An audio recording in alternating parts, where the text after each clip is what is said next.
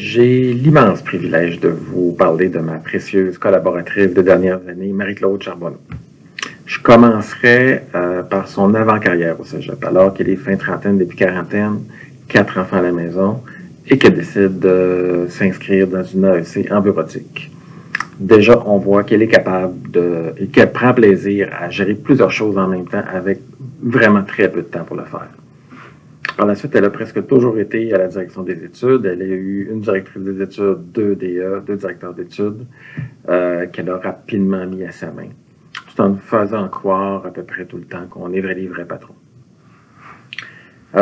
Rapidement, Marie-Claude a bien compris toutes les nuances d'organisation. Elle connaît très bien le rôle et l'importance de la commission des études, du CA, les différences entre un programme et un département, tout le jargon qui entoure les programmes d'études, les différentes opérations prévues dans le cycle de gestion de programme.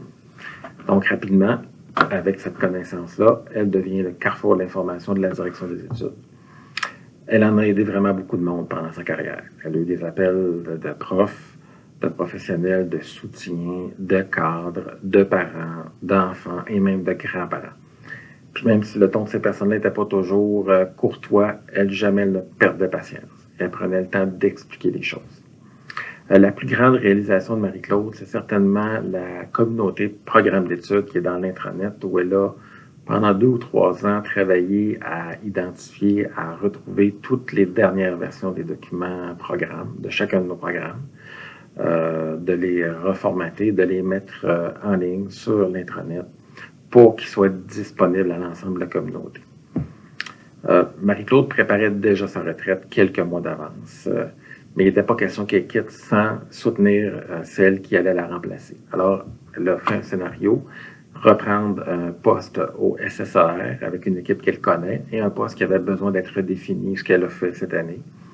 En plus, elle était disponible pour soutenir Amélie, celle qui l'a remplacée, sans lui imposer de façon de faire, mais en lui montrant à peu près toutes les tâches et les nuances du poste.